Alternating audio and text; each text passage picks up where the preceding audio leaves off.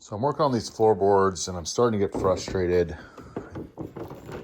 Been watching videos of the way Badlands does it. So I have the cardboard templates in here and I got them pretty tight. But the problem is when I use the carbon fiber doesn't bend like cardboard to fit them in there. So as you can see, I got them real close on the longerons. I need to cut them in a little bit, I think, because when I take pretty much the exact same cutout I did with carbon fiber, a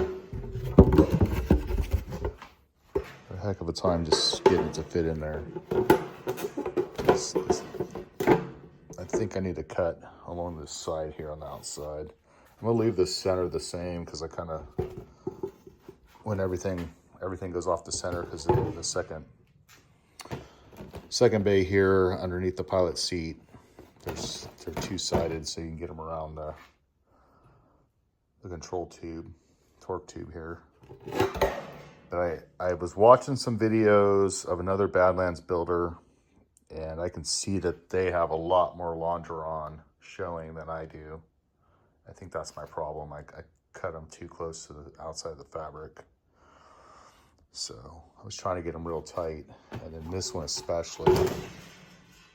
Because on the video that Kevin shows for Badlands stall, he doesn't have this cross tube here. So you can basically angle them that way and go down, which this is real close because it's real close to the boot cowl tabs here. I think I'm gonna take maybe an 1/8, 3/16 off each side.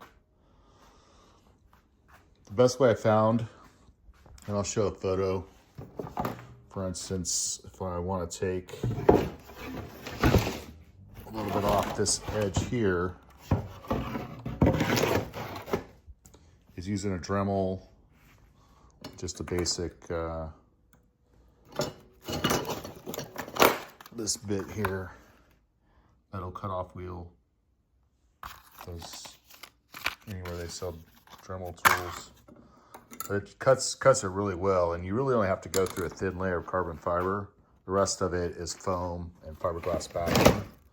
But I also have these 1/8" angles.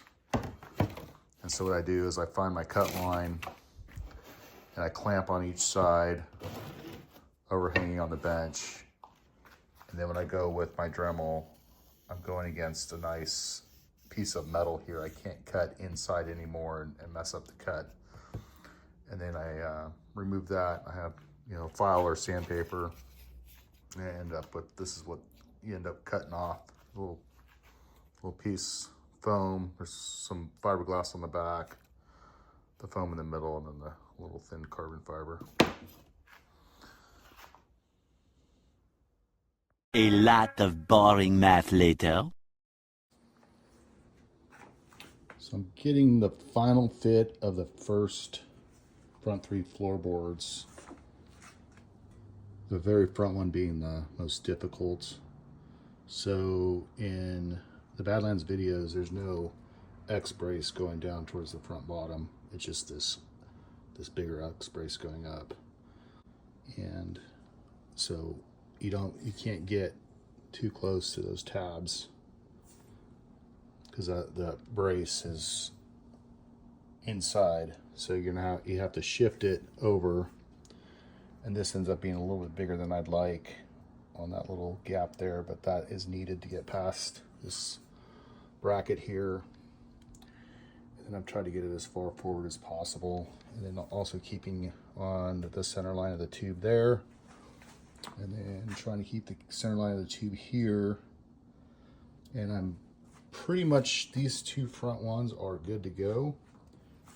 This back third one, I'm just cutting to get on this tube center line here that goes on into the back cargo area.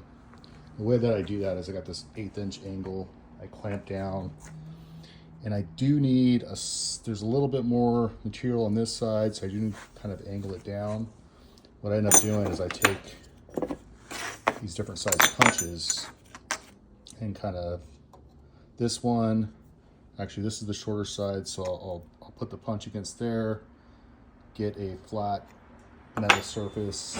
Right now I'm using this square here, and then push in until I contact the pin against here, and basically gives me, I think this is a number 30 punch, and then they go up different sizes, 3/16. I think that might be slightly bigger than a number 30. But anyways, so I'll get a little bit thicker on this side, a little bit thinner material on this side, and then this cuts the cutoff wheel again. And I take my vacuum right next to the cutoff wheel blade, and it sucks all the dust up.